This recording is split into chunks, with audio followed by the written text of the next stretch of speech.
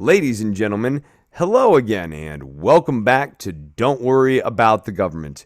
My name is Chris Novembrino. Joining me today on the Sunday show for a recap of the news week and a little bit of a discussion on the reopening of schools.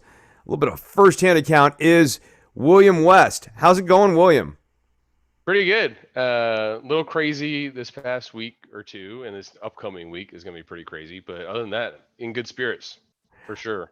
So I feel like every episode now we have at least one unintended visual gag, and this episode is no exception as you are working on a Lego thing. What is this Lego thing that you are working on? Okay, so let's see if I can I don't show it care. to You you. can keep working on the Lego thing to talk. It's the Roman Colosseum. Oh, cool. So I teach sixth grade social studies, and it's mostly ancient history. And I got a nice refund from the government this year on my taxes. So I thought this is like this huge set they have, and so I went ahead and got it because I can like teach with it firsthand. Sure. And of course, I contacted Lego first to be like, hey, do you have any discounts or like grants if I can prove that I use it like for teaching? And they were like, oh, well, you don't live in New York or Connecticut, and so we can't. And I was like, why those two states out of like all the states you could pick from? Connecticut, I But think, actually has a Lego headquarters. yeah, it must be because like No, that's where I their actually offices or something. remember driving by Yeah, in my youth, driving by the Lego headquarters. It's near the state line of Massachusetts. I want to say it's not Hartford. It's not Enfield either, but it's near the state line. Yeah. yeah. So this is I teach sixth grade kids love this stuff. Um, and it's like a really like one is huge and two it's like surprisingly accurate. Like obviously it's Legos, but No, it's cool looking. it Yeah. shows like the underneath part. It has like all the stages, like how the stages set. It breaks it, and it has just all the detail of like where there's a notch or where there's a cut and all this different stuff. So it was just like a win-win. I was like, I have to get this. I can't let this slide. So I mean, as messed up as the Coliseum was, wouldn't it have been cool to see one of the sea battle that's yep, simulations? yep. Yeah, I really do think that that would have been worth the price of admission. Yeah, Not that's necessarily worth the construction of the Coliseum and all the other atrocities that happened in there, but like, dude, they made sea battles happen. Yeah, it was early on. That was a little bit before they did like the more of the gladiator stuff, and I still just wonder like how like if they I mean they have slaves and whatnot in ancient Rome, and so Yeah, it's like sure. do you just have the slaves carry buckets of water for days on end? Like how did they I dig think a trench they had the and aqueduct system at like that point, right? they did have aqueducts. I don't know if there's an aqueduct near the Colosseum though, even in the old design of the city. I'd have to look at like a map of the old design. You have to Um, imagine at some point they had some sort of civic project to run water into the Yeah. Coliseum, though, Yeah, like because a creek, like how they dug something. yeah, Yeah. just how important it was to the structure of the city overall. Yeah. I Yeah. got Dan Carlin's set just to go back and listen to some and give them to my dad. And I'm listening to the one on the cons right now, and at different times they just like build dams and so that they can then flood cities instead of having to fight the city. They're like, "Oh, we'll just flood you and kill you that way." Um so the Romans could do that too, pretty much. Yeah, yeah. Well, and, the Roman aqueduct system was super sophisticated and very Yeah. long. Yeah, yeah. No, Yeah. they were able to traverse great And distance. it's why they for the most part they had a couple of plagues, but for the most part they have a pretty clean history of like people can live in Rome, be healthy, not have to deal with like bacteria and all that other crazy stuff Which is as crazy much when you as they think do. about how many people lived in Rome, and the Right, population right. density, and I mean the big problem in Rome was like air quality because of all the wood burning, and the amount of smog that the Yeah. Romans put up. All right, but we're not here to talk about Rome. Although, see, that's what's great about your Lego set. The other thing I was going to say about Right. like an ancient Greece or ancient Roman Lego set, or really, I guess, any ancient anything Lego set, is that while you're building it, it just looks like ruins. Yep. Yeah. Yep. It's like, no, this is the modern day version of the Right. Colosseum, and I'm winding it back in time here slowly but surely. Yeah. All right, so you have been dealing with the reopening of schools. So take us a little bit through firsthand account of what that looks like for you, a teacher. So I teach in Nashville, Tennessee, and in the public school system. But all this, like the charters run, I think, on the same schedule we do. So like if we're out, they're out, and that sort of thing. But the private schools in town have mostly been open all year, and so they've been like siphoning kids off, and like some parents are leaving the district and all that kind of stuff to go to private school more than normal, like more than the normal amount. And so there's been more and more of this push to reopen, as I'm sure there is everywhere in the country. And so we at first we couldn't get vaccines in Nashville. Like it was like the 75 and up group and the healthcare workers and all that kind of stuff. So all the teachers were signing up for all the rural counties, like all around. Like I'm driving 2 hours to go to Paris, Tennessee to get mine. And they, of course, like the 2 days after I do that, they announce that one of the local medical colleges is going to give them to teachers now. So it was like, of course, right after that, Vanderbilt's like, oh yeah, we'll give them to the teachers. I'm like, thanks guys. But so that's going well. Like I've seen a lot of teachers sign up. Of teachers I worked with last year have like sent me pictures of themselves like getting the vaccine and stuff. The thing is, it takes a while to take effect, and we're like starting school before people get the second dose. But at least they're making progress in that regard. Has there been Um, any conversation among yourself or teachers about the Biden administration's posture when it comes to, like, we can go ahead with reopening the schools and it doesn't matter if the teachers are vaccinated? I guess in a way, like you and I were discussing before the show, what is Fauci's role now? I feel yeah, like in a way Fauci has really become the unofficial mouthpiece for the administration, not even necessarily the Centers for Disease Control so much here. And Fauci sort of said, I don't think it's necessarily essential that all the teachers are vaccinated before reopening. Was there any discussion among yourself and your peers about that? maybe not about like that. I don't, because the people Not over that with one issue. word per se. Right, right, Yeah, right. yeah, yeah, yeah, yeah. But no, I think for sure that the thing that I find, like, to me, it's sort of like Obama sometimes doing things that seem conservative in order to like seem tough, right, or something like that, like bombing more, droning more, being tough on Well, immigration. we have some of that Um, later in the show. Right, right. But it's like sometimes it's like once a Democrat, and I guess they are the same administration to a degree, but once a Democrat gets into office, it's like, oh, well, now I need to capitulate to this side that I was running against for a while. And so it does feel like they've like very quickly backed down. And in Metro, they announced, like in my district, they had announced it like pretty fast at the beginning of February. And it was like, oh, now we're going back. And you're like, oh, okay. We were hadn't really made any progress there. And they have this like metric number they're using, which they announced before Biden took office. But before Biden took office, all the people who wanted schools open said the metric was made up because they're using to keep schools closed. Now everybody who wants the schools to stay closed for a little bit is saying they're making the number up to keep the schools open. So it's like, what are you gonna do, right? Um, but it did feel a little rushed. Like I was telling you earlier, like we have good supplies. Now I'm at a really good school this year. Like I've moved to like a very, very good school that has a lot of support and a lot of support from like parents and stuff. So I don't know about the more marginalized schools, like if they have tons of supplies and cleaning supplies and all that kind of stuff. The school I'm at That seems like also, it's going to be a real yes, issue going forward here. You and I were talking before the show about stocks on one level, and one of the things you and I got into was this idea of cleaning supplies being in much higher demand yep, as we begin to reopen, and I would even argue even more so as, let's say, maybe there's a fourth spike of coronavirus that's happening concurrent with the reopening as we're seeing some of these new strains. And that seems like it's also going to apply to schools. Schools are going to have yeah, to procure a lot of cleaning supplies.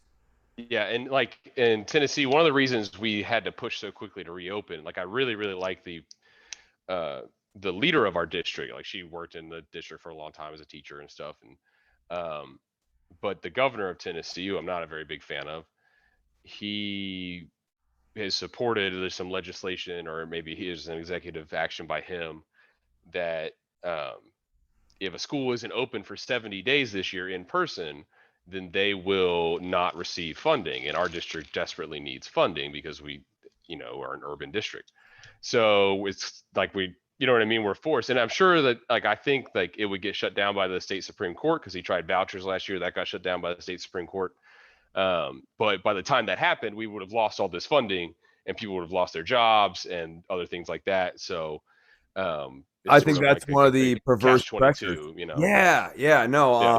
On the last episode, Brian mentioned, because he sort of knows how things work down in the Austin school district, Yeah. that It's pretty similar to now. Austin yeah, and you Nashville don't are pretty have similar. yeah, you don't have days opened or whatever, days that count towards whatever, and the school funding and the federal school funding also seems to be a problem. Yeah. So this is, I mean, really, what's the answer here that we're kind of pecking around the edges so far, which is we need increased and more robust federal government support here to pick up the gap where Yeah. state and local is not able to. And it's one of those things. It's like school advocates, teachers, and people who have been invested in this for a while anyway have been screaming this for decades.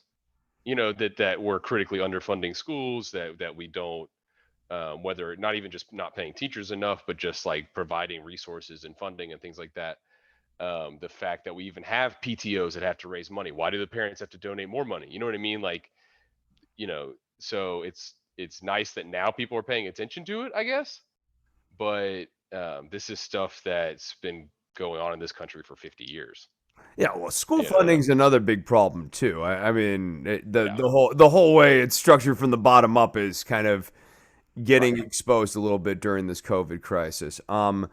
So I guess what we've gotten to so far is that there's not a lot of like educational value that's necessarily being seen in getting to this reopening so much as funding value.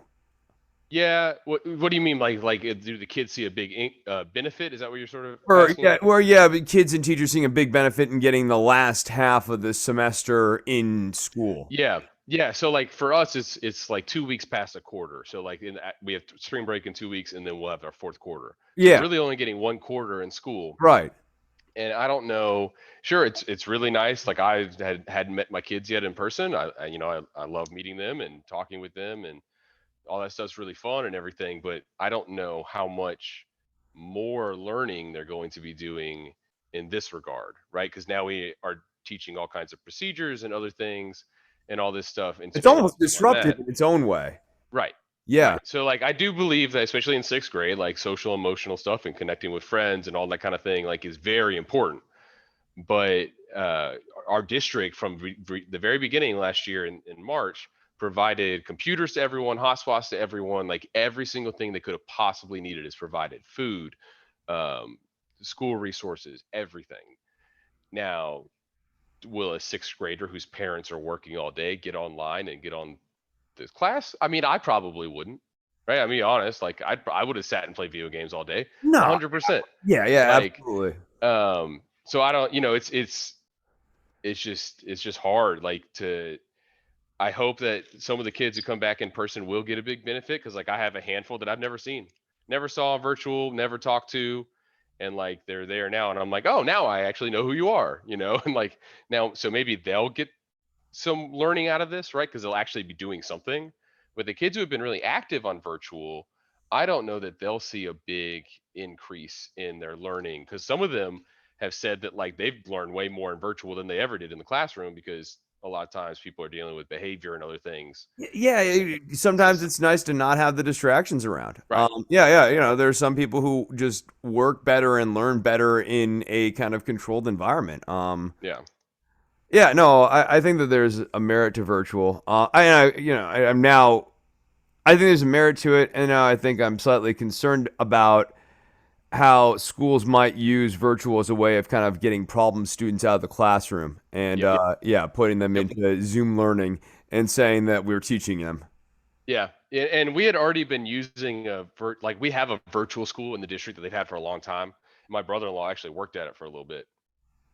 But I bet you're right that it's going to be used a lot more going forward than it had been in the past. Yeah, yeah. And instead, when in a lot of cases, what those kids really need is more in-person, hands-on people Yeah, giving. what they really need are smaller classes. So like right now, I've never had classes this small. I've got 15 in one class, 17, 18. I have never had that in a And public those school. would be considered kind of big classes by but like Yeah, not in public education. In public education, it's been creeping up to 30, 40, right, depending on where you're right, at. right. No, Yeah. I'm used to 27 and up, and Yeah. so like because we still have some kids that have stayed virtual. So like some elected, like maybe their Sure. parents are doctors or whatever, they live with grandma. So some have elected to stay virtual, but the ones who come back, like because of the amount of teachers we had based on like the enrollment numbers at the beginning of the year, we have 2 teachers per subject in the 6th grade. So I only have 50 kids in person, which doesn't sound that bad. But like I was telling you earlier, like we they're wearing their masks. I mean, it was only one day so far, so this week will be the real test. These next 2 weeks, but Yeah. they're wearing their masks pretty consistently, or you can correct them, and they know they're supposed to put them We wearing masks. on. Yeah. The tables are spaced out. Like the kids are pretty well spaced out in the rooms because there's only like 15 to 18 in a room. Sure. Sure. But when we're in the hallways, like going to lunch, going to recess, A all lot of this other shared stuff, air. A lot of shared it air. gets these hallways are not very wide, and Yep. all of a sudden you've got 200 kids in a hallway. You got the 7th grade going one way, you got the 8th grade going another way, um, and it's just inevitable that it's going to transmit. I mean, I that's what I told the kids. I was like, it's going to happen. The nurse is going to ask you who do you sit next to, who do you sit next to at lunch or in class, all that kind of stuff. But like, it's going to happen. Like, it's going to be. They said the elementary schools have been in person longer in Nashville, and they're doing okay. But for uh, now, we're doing middle and high school at the same time, and so there's going to be outbreaks. Now, to my point earlier, I don't think they're going to shut the district down again. Not shut it down, but No, they're not no, going to do the I whole think it's going to district. be full steam ahead unless it gets Yeah, really bad, which is actually yeah, alarming. Like it was like when the Republicans did their reopening, and kind of pushed ahead with yeah, their reopening, and they promised that there would be metrics and guidelines that they would follow if things looked bad. But no, it looks like we're pressing ahead. I'm just yeah, seeing online here Fauci saying that the earliest we could see a vaccine for kids is 2022. Um, yeah. also, And like apparently, kids don't get that. I mean, there obviously have been cases where kids have either gotten sick or even died in this pandemic.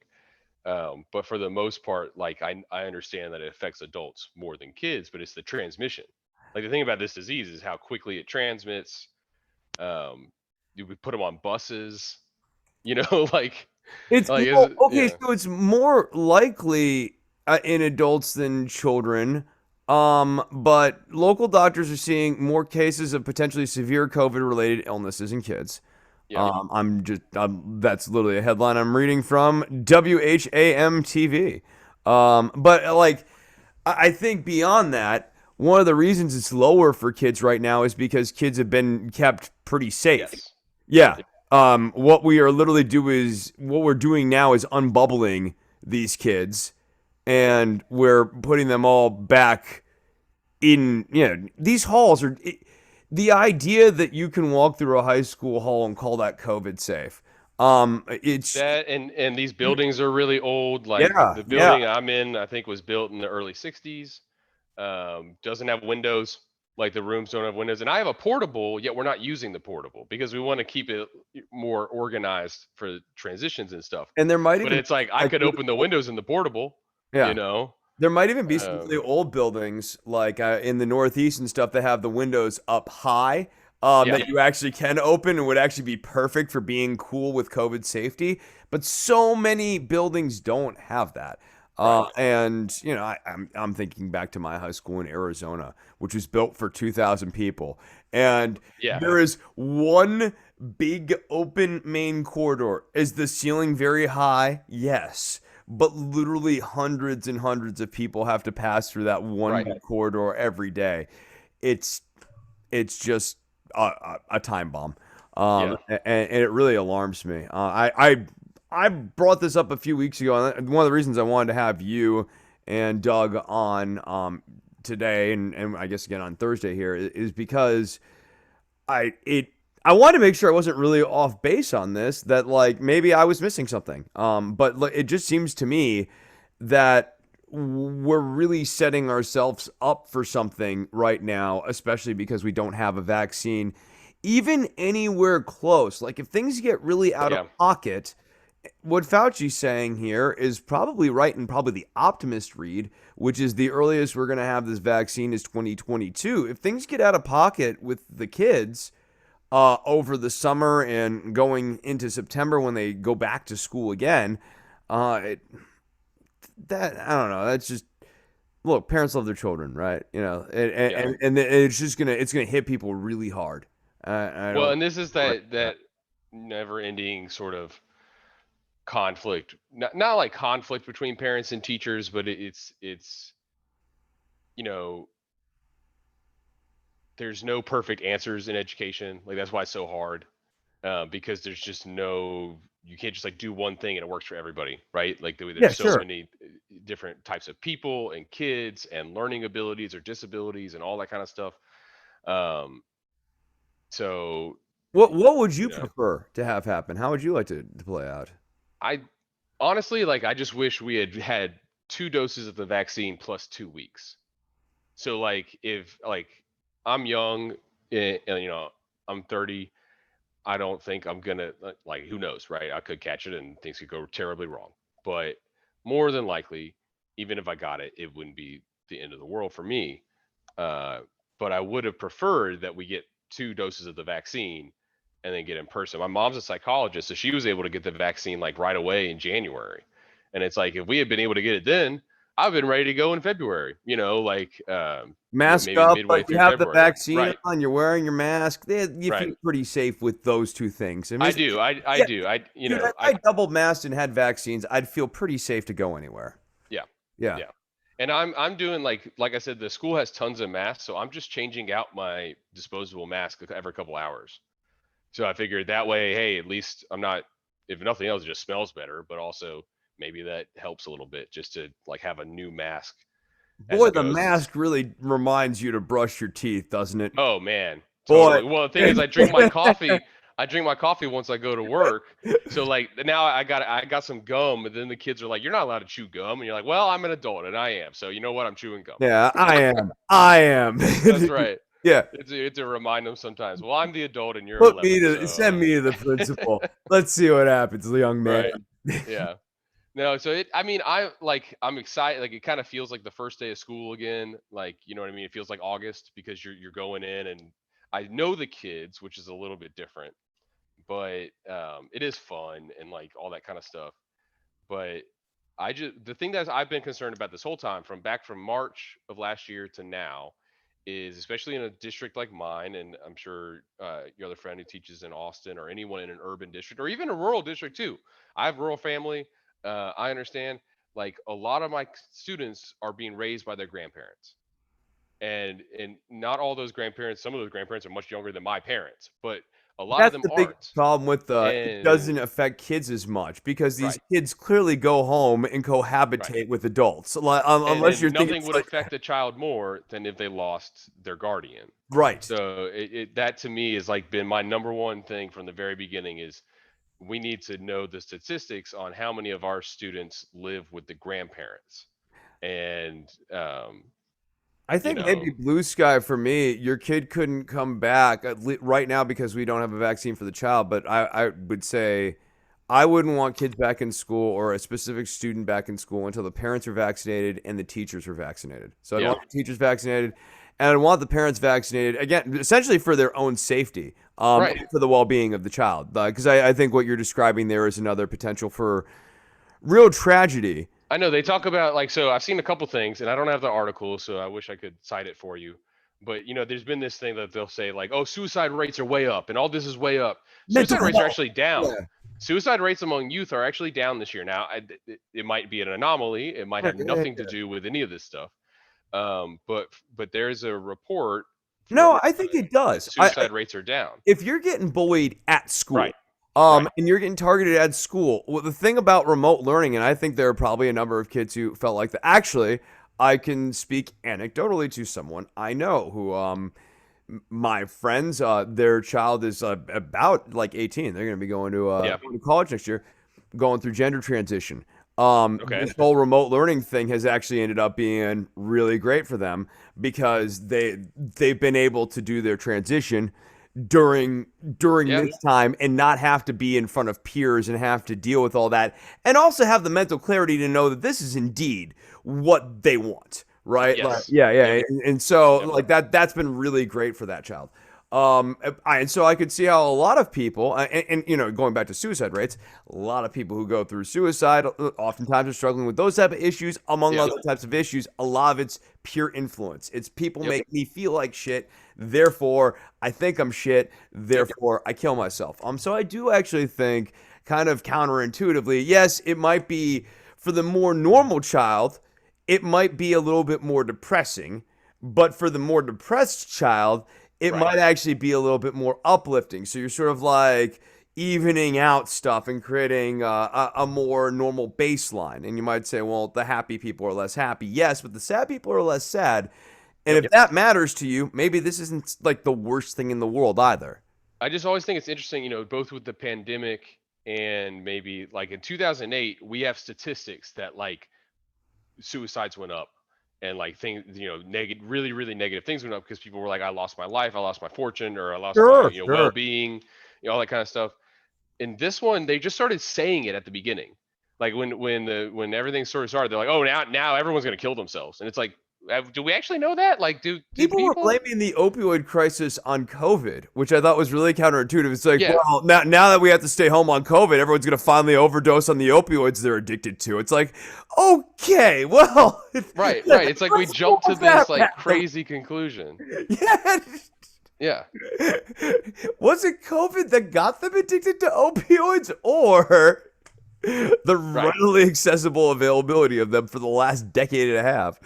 right. Yeah, no, I know that there's been a lot of kind of weird counterintuitive logic. No, on some level, yes. It is obviously isolating and depressing to not see people for days on end. Right. Even someone like me who's got a bit of a hermit personality feels that. And like now I've been hermited for so long, I do feel slightly energized when I'm around people Yeah, on any level. And I'm like, oh, it's great. Now I need to go away from all of you because I technically shouldn't be around any of you. right. Yeah, I must go back to hiding now. But yeah, I've been thinking about this school's reopening thing, and I guess we'll pick it up a little bit more on that front. Let's move into some of the headlines of the week here. Start on COVID related headlines. This is from KTTC. I added this on just before the show. The United States is on the cusp of a fourth COVID 19 peak. That's the message Friday from the country's top health experts. If the nation doesn't hunker down and take the pandemic seriously. Specifically, it's the quickly spreading variants that are sounding alarm bells this time. It's starting to spread in the United States, said the University of Minnesota's infectious disease research and policy director, Dr. Michael Osterholm. It's doubling every 7 to 10 days. That sounds really, really, really darkly familiar from about Yeah. a year ago. And I think we all know how that played out, which is why I'm really alarmed by some of these headlines, guys. The Dr. Osterholm names the UK variant, or the B117 variant, as the one to watch, saying a peak could come as early as mid March. According to the Centers for Disease Control and Prevention, the B117 variant currently accounts for 10% of all U.S. cases. That's up from anywhere between 1 and 4% a few weeks ago. We may be done with the virus, but clearly the virus is not done with us, CDC Director Dr. Rochelle Walensky said in Friday's White House COVID-19 briefing.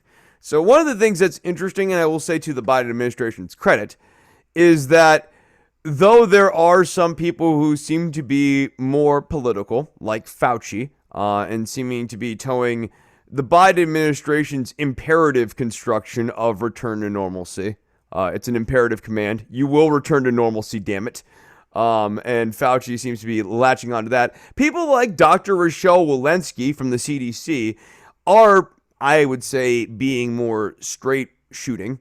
And I also think, in a contrast to the previous administration, Walensky can say these sorts of things and not be worried that she's going to be out of a job on Monday, right? Yeah. I should hope so. Yeah, well, I think like we were saying earlier, that's one reason Fauci's a little more comfortable with everything, right? As Trump with Trump around, you're kind of on edge all the time of whatever you might The guy say had death threats doesn't against please his him, wife. right? Yeah. So he yeah. I could definitely see that. And also sort of like I was saying earlier, it does seem like whenever um Democrats, once they win something, they sort of tend to kind of capitulate a little bit and trend back to giving in to whatever their opposition was requesting. Like not everything, but it does seem to go in that direction every time they win a major election. And I think as we'll talk about Cuomo a little later on in the show here, and some of the weird rally around the flag effect you're seeing from the Dem establishment around Cuomo right now, and I'll dare say gross rallying around the flag on Cuomo right now. Well, like I feel like like at least people my age and my family and Democrats I know don't care at all about Cuomo. It's like, yeah, No, it's toss him the awesome. curve. I don't. Yeah, It's I know. whatever. Like, But it was weird to see like Tara Reid invoked when I'm like, look, these allegations are much more substantive. And oh, by the way, you literally have a statement of yep, him coming out and basically going, yeah, I sort of did something like this. right, So, no, this guy's got to go. And it's a hashtag not even all Democrats in New York. But it has been weird to see like any attempt to save that guy. yeah, But okay, to bring it back to Fauci though, I'd almost say, in a weird way, the fact that Fauci has had all these death threats against himself and his wife, and, it was really the subject of a lot of partisan targeting, is all the more reason why he should take a less prominent spokesman role at this point. And if he wants to focus on the science, I think he has probably a lot to offer on that front, too. I have no reason to doubt yeah, that. But I think that being I don't see how getting your wife targeted wouldn't color your political thoughts. of Right? Yeah, course, yeah. No, of if course. Republicans Well, were unless you're Ted attacking my, Cruz. well, yeah, okay, that's a good point. But if Republicans were attacking my parents, I would have a deeply darker view of the Republican Party, even more dim than it currently is. They'd be like even more of a sworn enemy than they currently are.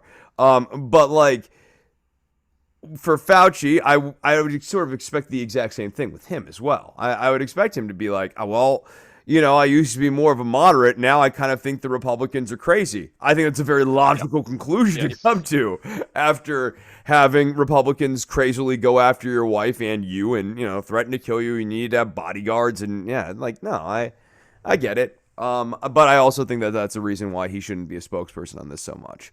Yeah. Continuing on through headlines here, scientists say that Alaska has recorded 10 cases of a different strain of coronavirus. So we just talked about the B117 variant. This is B1429, and that has come out of California. I think that probably the most important part of all of these headlines that I've clustered together here is there are several new variants. They spread more readily, and they're pretty good at getting around in no small part, as we sort of suspected early on in this pandemic, because the coronavirus is going to get around on boats and on airplanes with some reliability. Researchers say that B1429 is more contagious. It possibly is better at defeating vaccines. So another story that we're going to be keeping an eye on here over the next several months is the vaccine race against the mutation race. It's not just a race to get the public vaccinated, it's a race to get a vaccine out that's actually in front of the mutation so that you can meaningfully stop the spread of the disease. Because if we have vaccines, but for strains that are starting to peter out, it doesn't really do us a whole lot of good. It's good to be vaccinated against the dominant strain, but if it's not a dominant one, not so much. Another headline here. Did you want to weigh in? Oh no, I was only gonna say that from the beginning, I think this is a vaccine we'll get every year, Yeah, like a flu vaccine. I think so. I think that's basically where we're settling into ultimately. COVID-19 strain that originated in Brazil detected on Oahu. A new strain of the COVID-19 virus has the ability to reinfect people who survived it before is now present on Oahu, state officials said on Friday. So this is even different. Normally, some of these earlier strains, you have enough antibodies that, yeah, you can get it again, or you can kind of test positive for increased antibodies again, but people have done that and not actually manifested full symptoms. This is not that. This is a stronger strain. This is the Brazil strain. It's made its way to Oahu. Now, William, correct me if I'm wrong. Oahu, not particularly close to Brazil. No, I do teach geography, and I can tell you that that is correct. You're very astute there. Yeah, yeah. So someone is going from one vacation to another. I think that's Yeah, what you, what you that would is. need either a boat or an airplane to get to Oahu, is my understanding. And most travel to Oahu is done by airplanes. I'm being a little bit. So I mean, it's like, did they stop in L.A. or was it Mexico City? I mean, you're not going to fly directly from Brazil to Oahu. You're probably going to stop in either Mexico City or L.A., maybe San Diego, um, maybe Phoenix, I guess, possibly, but like Usually probably Los L.A. Angeles, though. Yeah, Right, almost certainly Los Angeles, right. which is So why, like, yeah, so if it California and New York continue to get hammered with new strains, too. right, Yeah. No, I mean, people, I saw like a very stupid debate about like, well, why is Florida doing so much better than California and New York? Well, it's because a lot of international travel. It's yeah, not a that lot there's of no. Americans go to Florida, but Yeah, and uh, there's some international travel out of Florida too. I'm aware of that, but it's nowhere near the scale as right, international flights out of New York and international flights out of Los Angeles. yeah, There's just fewer. I'm sure there's some flights out of Florida, even to Africa, that sort of thing. But I bet you a lot of those might even go out of Dulles. But anyways, maybe. so you have this strain being found, the Brazil strain, the second of two that originated there, and is being monitored as having worrisome mutations. They are tied to infections across the U.S. and in Europe, and one was found in Oahu in a patient that traveled to the mainland. The discovery was made by the Hawaii State Laboratories Division, where scientists analyzed about 7.8% of all COVID-19 tests on the island, or about 75 specimens per week, in search of variants that other international scientists have flagged as concerning.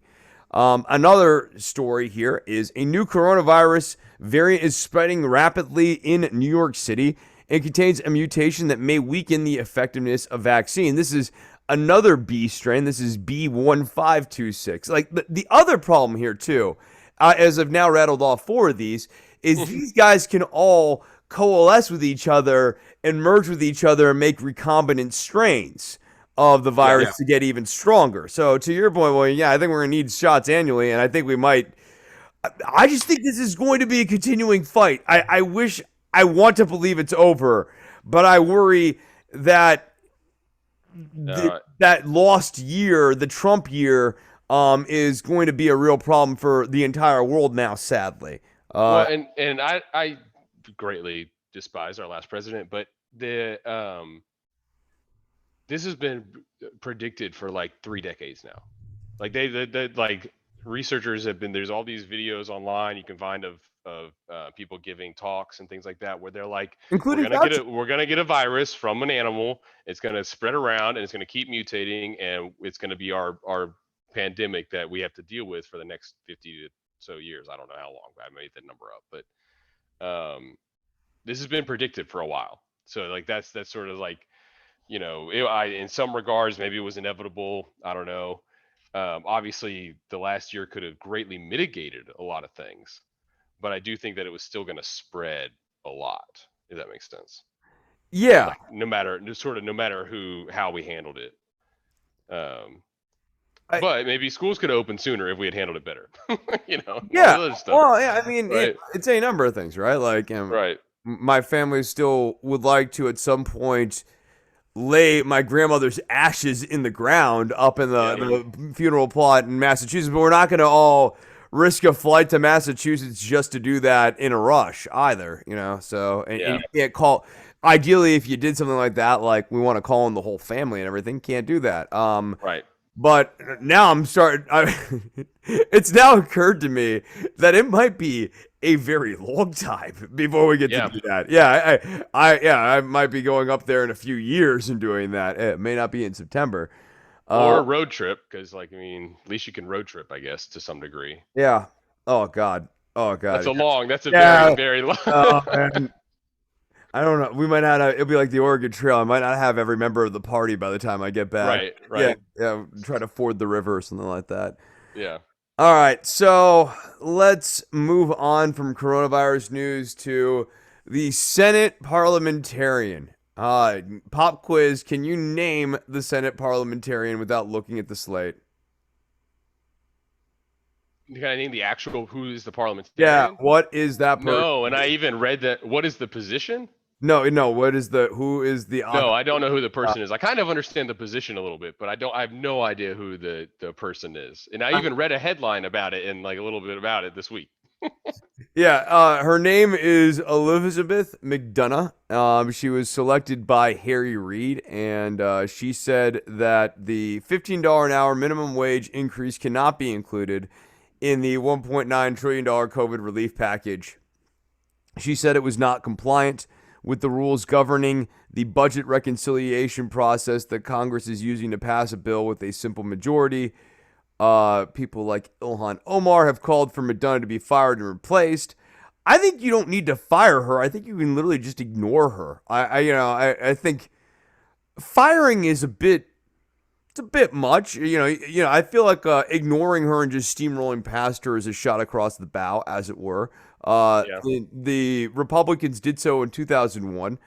Also, it's like, you say you understand the position. Like when you say you understand, Well, like not super well, I but don't understand super well either. it's sort of like it's like one of the things with Trump was like, oh, they're like, oh, all these norms that we had are now being shattered because we didn't write them into law. And it's like that's kind of the parliamentarian. It's like all these different norms that They're we do norms. Yeah, yeah. in Congress that function like Robert's Rules of Order, right? It goes back to like the very way that they debate things, right? Where you have time, you yield your time to someone else, like all that kind of stuff. They're like Sort of essentially the falls with that. referee. It's like the Yeah. referee of the Senate. The Yep. idea is you've got two teams. I mean, this is perhaps part of the problem, right? Like it plays into this team sports thing. You have like two teams. The parliamentarian, because the parliamentarian's also, I looked this up, a relatively new position as well. The Yeah. parliamentarian started in the 20th Probably century. makes at least six figures too, of course. $175,000. There you go. Right. Yeah, I mean, I can tell you. there we go. Yeah, no. I looked up a lot about the parliamentarians. Yeah. I didn't know anything about. I mean, it's a sweet job if you can get it, I guess. No joke. Like you were, you don't Because do even much. in DC, 175 goes a long way. Like You just that's show up. You get this honorific of the parliamentarian. Most yeah. of the time, your job is just to be there and You're be like, probably a big donor. It's probably a donor of to I, some degree. I don't know enough about Madonna. In her Yeah, own. I don't either. No. Yeah. So Biden is doing his Biden-y thing and saying that he wants a standalone bill on the $15 minimum wage, which if you can't get it passed through reconciliation, like what you're essentially saying is that bill's fucked and I know it's fucked and I want to go and die. And what's been interesting about this fight too is that it goes back to the budget chair. You know who the budget chair is, right? Bernie right now, right? Yeah. Bernie's the one to watch on this. Yeah. I want to real quickly, let's see what Bernie is saying on the The 15th. whole thing with like my mom called me the other day because we just talk about random stuff like this sometimes, and she's like, I don't understand why someone like Joe Manchin doesn't want to help the poor people he represents, and like why they don't replace him because they want someone who will like raising the minimum wage will help the people of West Virginia.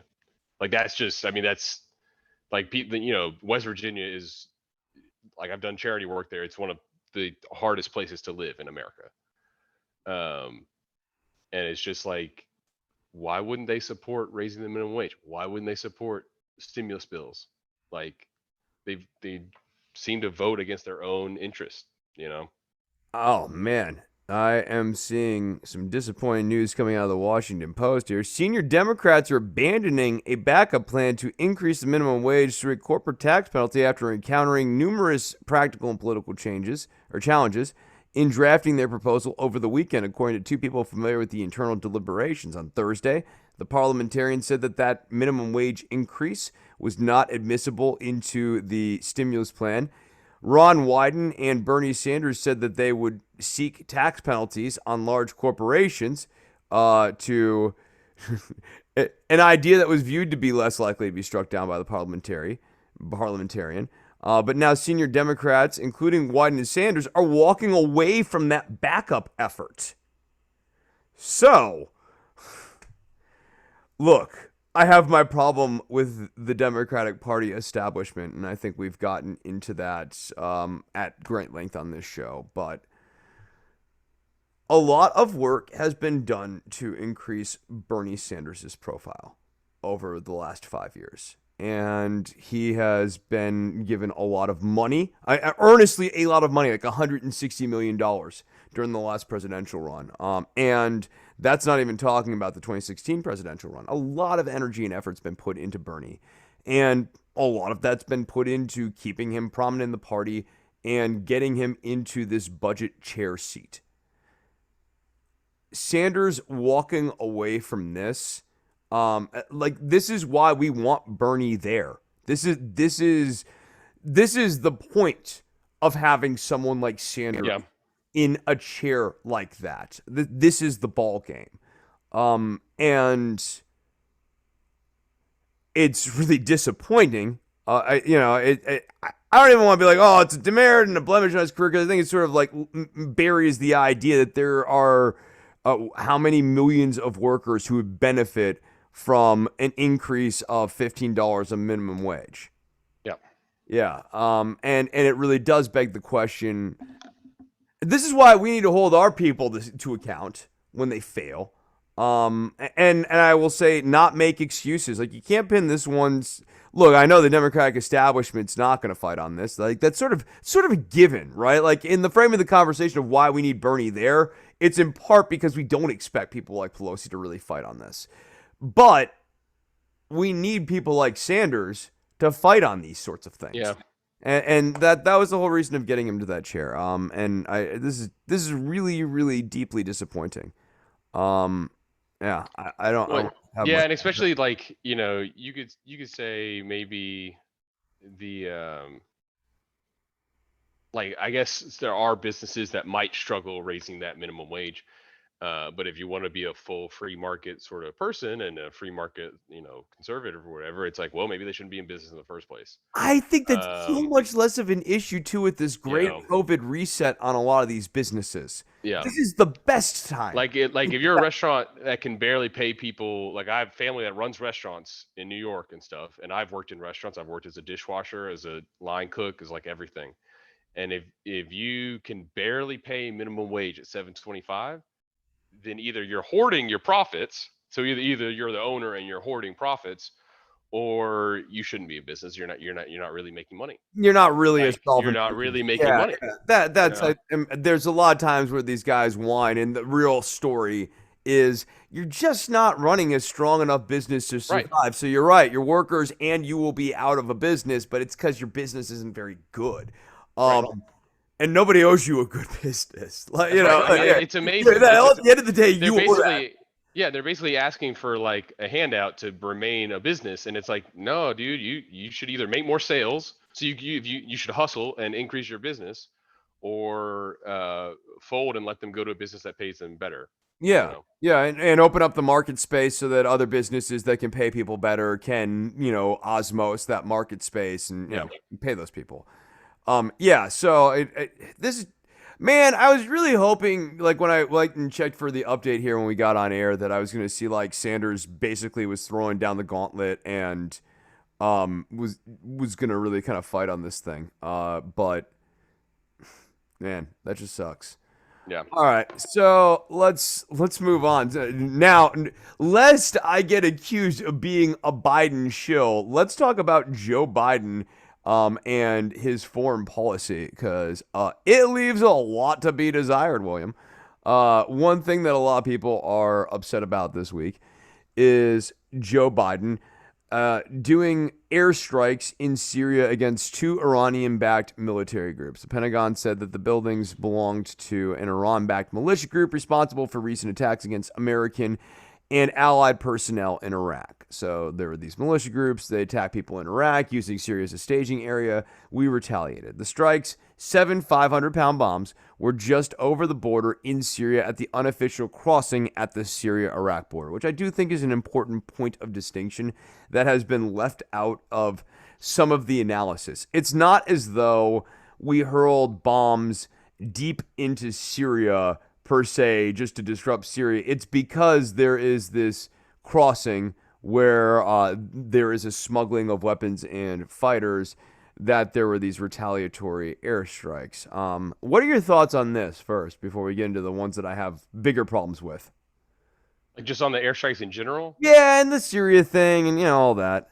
So I think I mentioned it just briefly earlier, but you know, if we are to trust our intelligence community and that we have been either attacked directly or indirectly through an ally, through, I don't know, in this case it wasn't Kurds, but let's say like Kurds or like someone like that, someone who we basically back up, then we're going to retaliate. And I think that's just something that necessarily, in my view, kind of should happen. um the other thing though that I would support is like not being there altogether, right? So like if we weren't there in the first place, maybe we wouldn't have gotten attacked in that regard. um I know you mentioned that you see, I think, Saudi Arabia as more of the uh main player in a lot of the Middle Eastern stuff, or like a bigger player. Yeah, yeah. Let's talk about them in just a minute, but we can. I still think, well, I was gonna say I still think Iran is still a pretty They're a big one too. big one to deal with, just Yeah. for a variety of reasons. I don't know if they actually have weapons grade uranium. I think they like to postulate that they do, but I No, don't they're know they're that. well on their way though. I think you have to. Yeah, I mean, like yeah, Israel, Saudi Arabia, Iran. They're all problematic actors in the region in different yeah, ways to different degrees of intensity. But you have to take all of them pretty seriously. I'm not saying dismiss away Iran, and I'm not saying I'm not worried about Iran now. I think actually what Trump has done. I have not got a chance to sit down and watch this 60 Minutes report. I'm kind of fascinated. 60 Minutes is a new report talking about when Trump killed General Soleimani yeah. Hmm. last year, and apparently how close that got us to war, and we just really didn't get good reporting on that at the time. Yep. I'm interested in watching that so I can get a little bit better of a picture of the state of play of us with Iran. But to pivot to Syria here real quickly, I think one thing that has been lost in a lot of analysis about this is that this is an airstrike in Syria, but it's not really about Syria at all.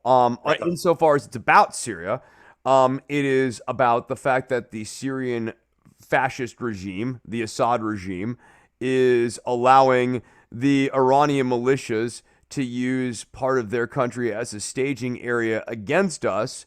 And so the Syrians are actually kind of actively working against U.S. interests, and Yep. the Assads are fascists, right? Like, I I was gonna say I go one step above that, man. He is a Stalin-like leader, where he is willing to kill his own people to yeah, oh yeah, gain yeah. Well, power. yeah. Well, I mean, Mussolini was willing to do that. Yes, Yeah, yes, yeah, yeah, I no, agree. But some, like, I don't know, just I think Assad is about as bad as they come yeah, and he's got his in family regard to that. entrenched in there. Yep. Look, I'm also not No, but you're naive. right. I mean, that's an accurate way to do it because it's a militarized state, sort of where they're using the fear of different actors like invaders and things like that in order to keep power and keep the force on their people. Yeah, I mean, they one of the things they did, which is a kind of a classic fascist move, is they played the game of like, well, which rebels? The idea that Yeah. there is no legitimate, actual opposing front to the fascist regime. You still hear that a lot on a lot of like, because the other thing that the Syrians did is they aligned themselves kind of closely with the Russian government at the time, and yeah, no, it you'll hear that on a lot of like RT style outlets and that sort of thing about like, well, there are no legitimate opposition forces in Syria, and I'm not naive enough to think that like there are. I think, look, the Syrian civil war has been going since we thought Facebook was going to be a good actor for democracy in the world. That's how long the Syrian civil war has been going on, since there was a thing called the Arab Spring. No, We I use it to teach the concept of civil war. Like I make references to the American Civil War, but like I teach about Assyria and the ancient Assyrians, and so like then to just to give them the definition of civil war, like I use the Syrian Civil War as the reference because it's happened through their whole lifetime. Yeah, Like yeah. these kids are 11 and 12 years old. It's been Oh, going on sure. their whole lifetime, and we have Syrian students. Like I've every public school in America probably does. Yeah, oh, yeah, the Uh, refugee crisis is monumental. yeah, The Assads are absolutely horrible. And this really is doing nothing on that front. Um, I don't know that it's really antagonizing Syria. Worse, um, I don't really, to your point, I don't really know why we're still in Iraq. But like, I mean, actually, to answer that question, the reason we're still in Iraq and the reason this happens in the first place, I know everyone likes. There's like a real narrative that pins us back on Biden. Obviously, he did the retaliatory airstrikes, but why are we still in Iraq? Who is the president for the last 4 years? Right. Who could have withdrawn all of these troops from Iraq? So this concerns me on some level, but the thing that it concerns me has less to do with Syria and even less to do with Iraq, and a lot more in the case of Biden, in the fact that it does result in an escalation towards Iran. Because I think there's a lot of value in not escalating things further with Iran. I would go, hey, Iran, we're willing to turn a blind eye on this. This was not great. What you did was not great here. However, we're really interested in reopening these talks on the nuclear deal that fell apart during the Trump administration.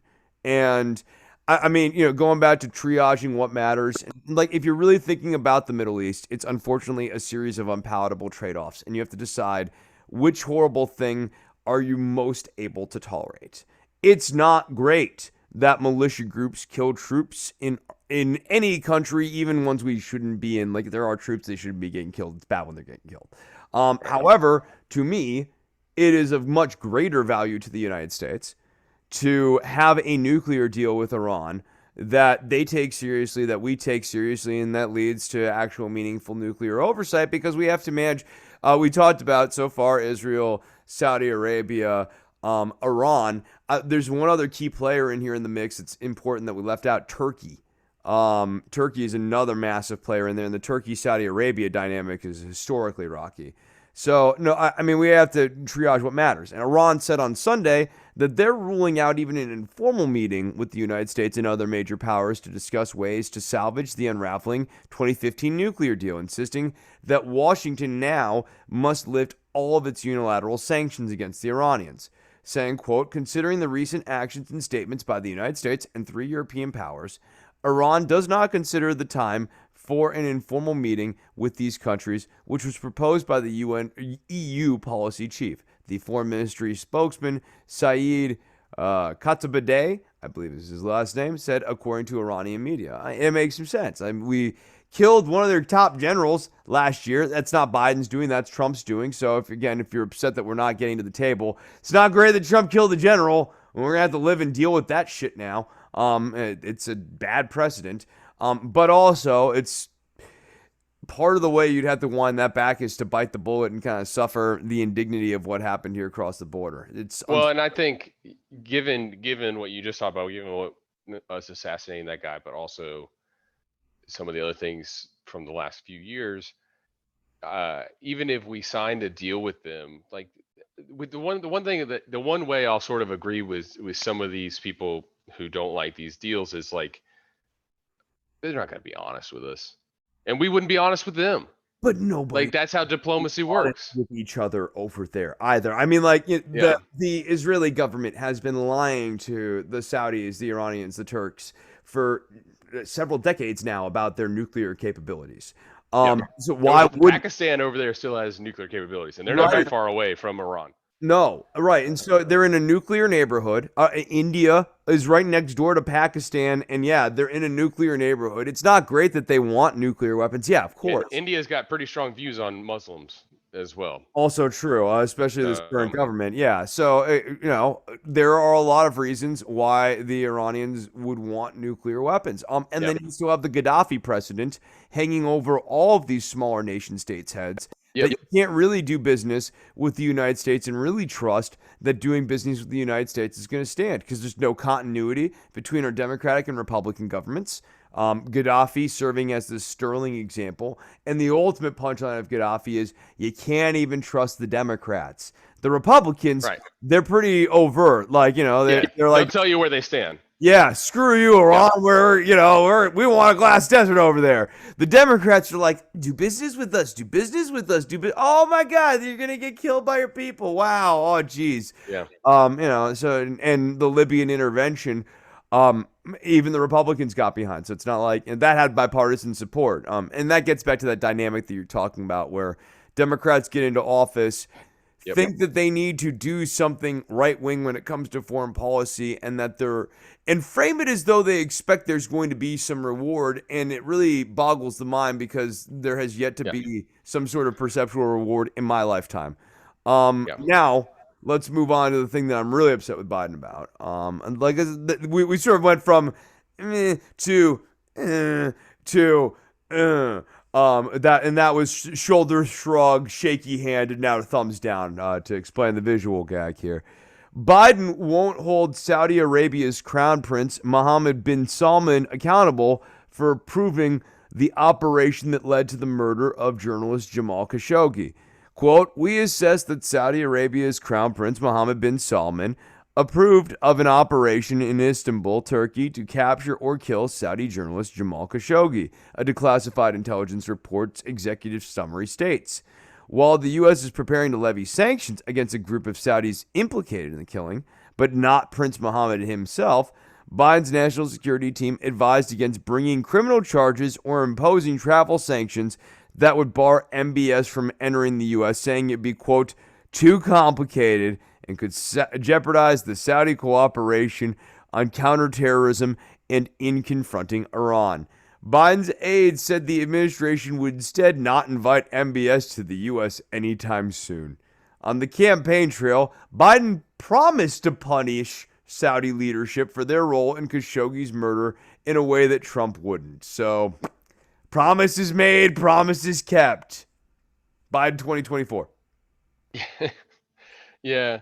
Um, we mentioned this earlier. I'm not, it's not good news, but I'm also not super surprised by this stance. Yeah. We've been, I don't know the exact statistics, but like we are virtually energy independent, and we have been for like since Obama, since fracking technology really took off. I have a cousin who does fracking out in Colorado for So the Halliburton. energy relationship no Um, longer accounts for why we would need a relationship with the right, Saudi government. Yeah. right, and we're not threatened by them militarily. Obviously we would never want to like actually go to war with anybody, but we're not like Saudi Arabia is not just gonna like bomb Miami, And they're also not you know. a super great military ally either by that same Right. voice. Yeah. They're not the only reason they're strong on the international stage is because other countries depend on them for oil. So maybe you could say that our relationship with the United Kingdom, which probably gets stuff from Ireland and places like that anyway, because there's a ton off the coast of like Ireland and whatnot.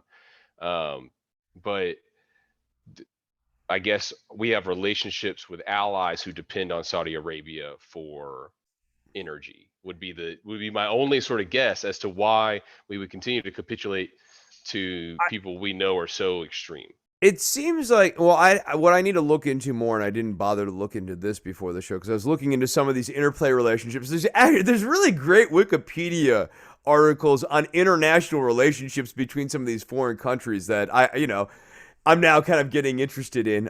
That's how I learned so much about like Saudi Arabia and Turkey and their complexities. But I would suspect that there's a fairly decent working relationship between the Saudi government and the Israeli government. And that maybe accounts best for why it's like US, Israel, Saudi Arabia, and that's been kind of our stable block. Why But would Israel be so buddy buddy with them though? I don't know. Let's you know what? I can do some real-time fact checking on this. Israel Saudi Arabia relationship. I just feel like I don't want to stub my toe when talking about Israel, but I just feel like they wouldn't feel safe around a lot of uh, countries, especially one as restrictively religious as Saudi Arabia in their Okay, neighborhood. all right. Israel and Saudi Arabia do not have any official diplomatic relations. However, news reports have surfaced indicating extensive behind the scene diplomatic and intelligence cooperation between the countries in pursuit of mutual goals against regional enemy Iran and recently Okay. Turkey. Yep. Yeah. So So maybe those two other ones have more explicitly been anti-Israel, and so they feel like, well, and part of this trade-off here is at the same time the Saudi relationship with the Palestinian National Authority and Abbas has been deteriorating too. yeah, So I think that's maybe been the tit for tat here. So no, you're right. Like there's no official super tight relationship, but it has gotten a little bit closer. Oh, after the Arab Spring, Israel views the Saudi government as a guarantor of stability, according to the New York Times. Okay. Wow. In 2011, Israel Well, approved. Egypt's right on their border, so Yeah, yeah, but yeah, no, that was interesting. But again, you're saying a guarantor of stability. This is the one democracy in the region saying that a monarchy, a patriarchal like biologic monarchy, is a guarantor of stability. So, when in doubt, choose stability over democracy. So yeah, no, there are actually some fairly tight relationships here. A diplomatic cable from Israel's foreign ministry to its overseas embassies instructed Israeli diplomats to send back the Saudi Arabian intervention in, or instructed the Israeli diplomats to back the Saudi Arabian led intervention in Yemen and to back the Saudi Arabians in the Iran Saudi Arabia proxy conflict as a way to exert pressure against Iran and Hezbollah, both of which are rivals of both Israel and Saudi Arabia. That was leaked to Israel's Channel 10 News in November of 2017. So, anyways, a lot of reason to see, a lot of reason to suspect that there are tight relations. I think a lot of evidence to that claim. So we're not stubbing our toes on that. We're sitting on some pretty strong ground there. And then that also better sort of accounts for the Iran Turkey other side of the aisle on this, and then where Russia is sort of sliding in on the Iran Turkey side as well. It's a complicated relationship, but from the United States stance right now, we have our allies are a monarchy that is ruthless in killing journalists that have asylum, if not full on citizenship in the United States. Like, that's crazy. And then our other ally, Israel, is running an apartheid state and, not doing a great job when it comes to the relationship with the Palestinian people. Let's leave it at that point there. And so it's not great. It's not great at all. Now, let me ask you, William, are you familiar with the Kamala Harris meme where she looks through the binoculars and then like clutches her heart at the end of it? yes. Yes. Yep. Okay. Yep. Now, you know what she's doing there in that meme? Well, I know she's protesting at. I read about that this week, and she's protesting at one of the facilities that her administration has now reopened that holds children separate from their parents Yep. as they It is, migrate legally or illegally through the border. it is a Yep, facility in Homestead, Florida, and it the is, exact one. Like yep, it's like the exact one. unbelievable. And Uh, I mean, look, it wouldn't, it can't be darkly funny if you don't do it. right, Right? Yeah, it's only kind of perverse and twisted and funny because you're doing it. It was under fire in 2019 following reports of sexual abuse, overcrowding, and negligent hiring practices. This administration, maintains that it has to reopen the facilities because of the limited capacities at existing facilities during the pandemic and influx of unaccompanied children. Yeah. so this is the part that I don't really get, and I haven't done a ton of research on it. Um, I don't, maybe I'm wrong, and I don't remember my childhood too well, but I don't remember. I work with children, and I don't, I work with very privileged children who grow up here and stuff. Do they just walk thousands of miles across the desert by themselves? Is that just something that, or do they become unaccompanied when you arrest their parents? Yeah, I Is that know. is that typically when it happens? Because it doesn't seem to me that they march their way across Mexico and across Texas or wherever or however they got here by themselves. It That's just my is said guess. on the air like, oh, they're unaccompanied often, like on mainstream media outlets. And yeah, I'm aware that there are some parents that like pay coyotes and that sort of thing to smuggle their kids across the border and that sort of thing. I'm not saying that never happens. Of course it does. And the idea is and they're not getting smuggled, they're getting smuggled to another member of the family. So it's Right, right, right, right. the coyotes are like less. They're not great people, but they're also like not twisted monsters either. Like they know what they're doing, and they're getting people to places. Um, but yeah, I don't think that there are as many of these smuggle cases as there are unaccompanied children, if you know what I'm saying. Yeah. And I think I agree with you. Moving on here, the Justice Department and the FBI are investigating communications between the rioters who attacked the Capitol and Roger Stone. For weeks, the Justice Department officials have debated whether to open a full investigation into Roger Stone, in part because there's nothing that Roger Stone enjoys more than another investigation into himself. But if they find messages showing that Stone knew about or took part in plans to disrupt the certification of Biden's electoral victory, officials would have a basis to open a full criminal investigation into Stone. And Stone's commuted sentence by Trump in July and the pardon in December would not protect him for any of these actions on January 6th. So Roger Stone may yet still end up going to jail eventually because I feel like he is on a mission to go down at some point. And the Stop the Steal campaign, Stop the Steal is actually his rhetoric. And it was rhetoric from 4 years ago. He was actually trying to start a Stop the Steal campaign in 2016 if Trump lost, but he didn't. And Yeah. he wanted to start a Stop the Steal campaign this time, and he did. And it had disastrous and deadly results. Have you followed any of that Ollie Alexander dude? Have I you seen it? Because that stuff is hilarious. Because He he's said basically he saying released the this plan. video like Yeah, he released this video like a week ago or 2 weeks ago on one of those crazy like alt right apps that like you know what I mean that yeah. are hosted by Russian websites or something. And he wants to create he wants to get his followers to donate money so they could build a city in South America and they can move there and be free of the American. And it sounds really familiar. There's like this guy I think who like started someplace in South America. I think he named it after him. Like Jones something. I don't know. It could just be nothing. I don't know. Yeah. I mean, the other plan here is This is how crazy it's gotten. he's gonna start the city, but first he has to build the house, the first house. Right.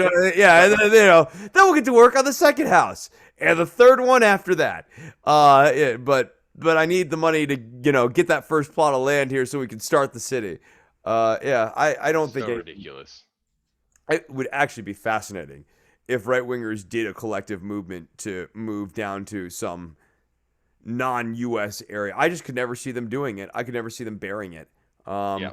What do you mean? We have to like live off the land and live off Well, of right, like the people of the what was it called the People's Temple or whatever with Jones, they were in a cult. Like they right, right, legitimately right. like believed that they were like doing communist sort of like not communist but like collective, living. Communal. That kind of Yeah, yeah, communal. That's yeah, yeah. yeah, There you go. yeah, yeah. Which yeah. Anyways, McConnell said that he would absolutely support Donald Trump as the 2024 Republican presidential nominee. This is just in case anyone thinks I've now become a Republican after bashing Sanders and Yeah, Biden. yeah. No, we're now moving into Republican debasement here. Earlier this month, McConnell called Trump's role in the deadly January 6th riots at the U.S. Capitol, quote, a disgraceful dereliction of duty, saying Trump is practically and morally responsible for provoking the events of the day. So after that, he completely backs him for the Republican nominee. So if anyone thought there was going to be this Republican decoupling from Trump, like Joe Biden and or some people who kind of used to hate listening to this show, who wanted to stick it in my face and see the Republicans came to their senses, Chris. You were wrong on this one. No, I wasn't. No, I wasn't. They're not coming to their senses. One more nugget on that, and then I'll toss it to William here. 17% of Trump voters believe that Biden was legitimately elected president, while 73% say Biden was not legitimately elected. That's according to USA Suffolk University. Yeah, I don't I don't even know if I have much to say on that one, man. It's like one of those things. It's just we're operating in alternate realities, and Yeah, it's yeah. just. And I feel bad for like for a lot of those people. I don't know. I've been watching the last few months Hassan Piker on Twitch, who's just a political comedy. He's Well, just completely he's gotten he's really gotten big pretty on big. Twitch. Yeah, yeah. Which Yeah. I remember when he was still on Young Turks, Yep. and gotta be honest, I didn't necessarily always think that he had his facts straight when he was on air. Yeah. Yeah. How's He's he not- how's he on Twitch now? he does pretty well in that regard. but he does a good job sort of expressing like, you know, it's not that I like feel sorry for someone in that position, but it's like these people are brainwashed, man. Like they're legitimately being like taken advantage of and brainwashed. And it's just really unfortunate that like these are our countrymen and women, and you know what I mean? And Oh, I have tremendous like, earnest like sympathy and like pity for them.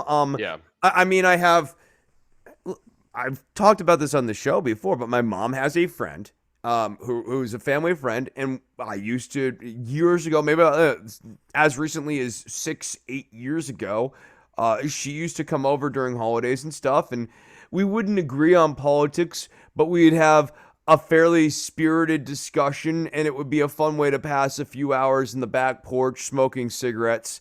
And she was the conservative, and I was the liberal, and that was fun. But this person has since been completely subsumed by the QAnon. Yep.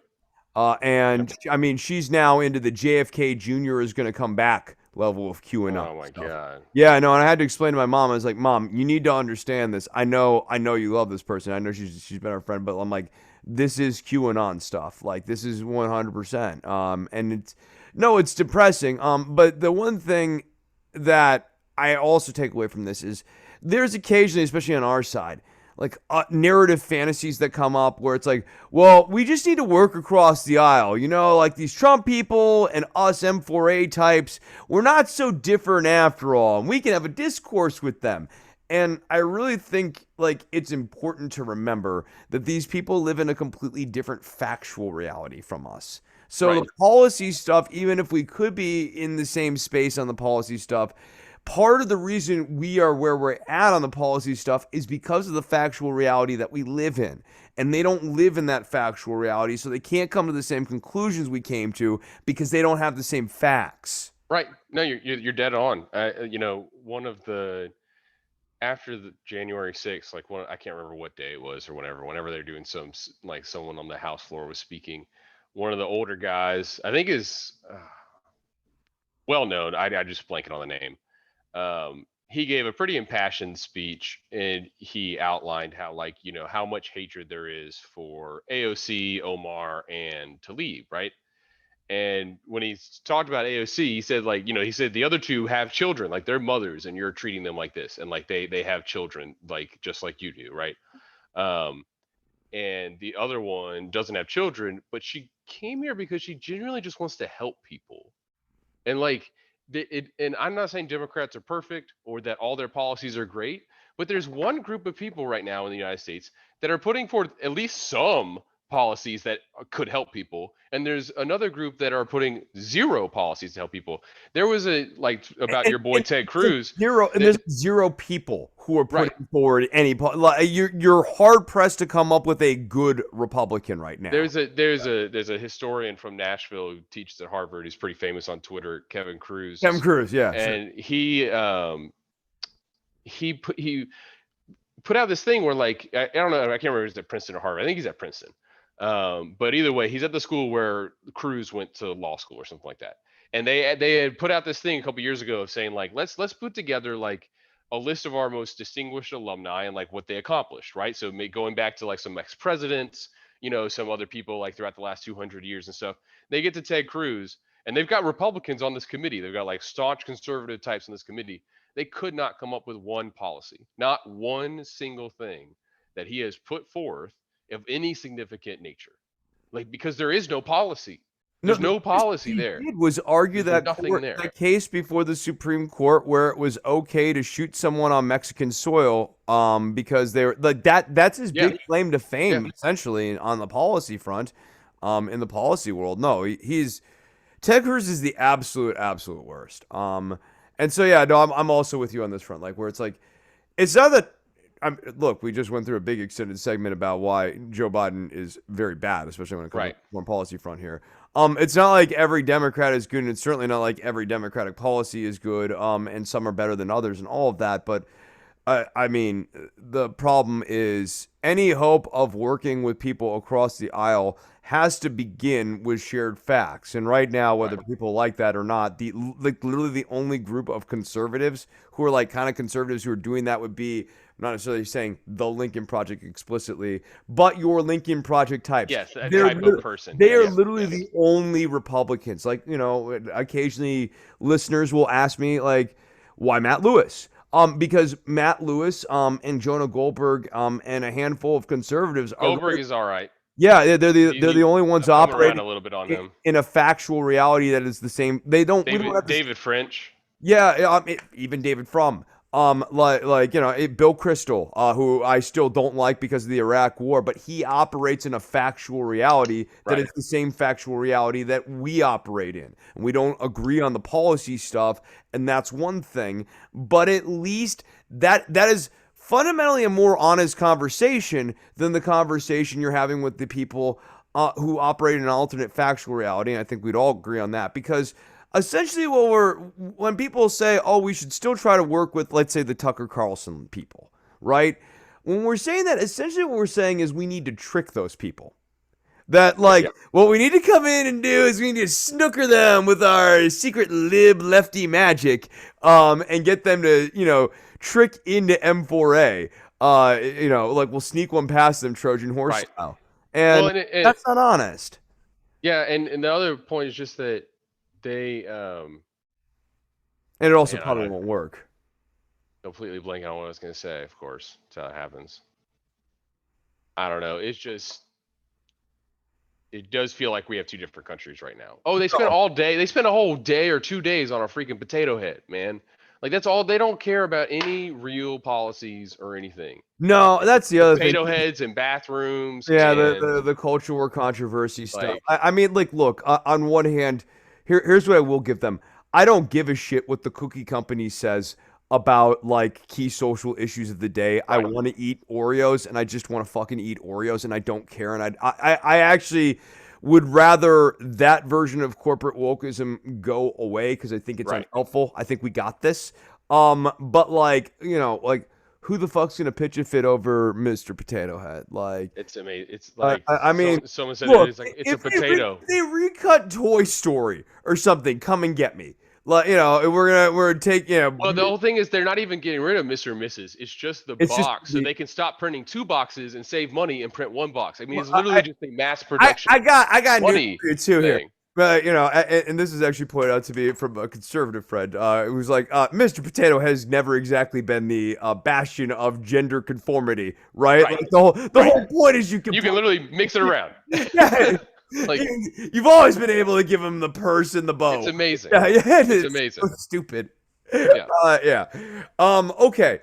So a lot of times people say Democrats and Republicans are exactly alike. They're the cliched. They're both the same thing, man. But there is one person who truly lives up to that, and that is Charlie Crist.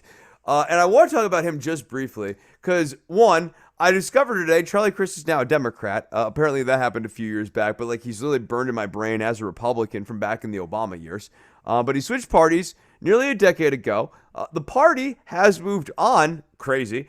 Charlie Crist also way younger than you might think because he's been in politics for so long. He's only 64.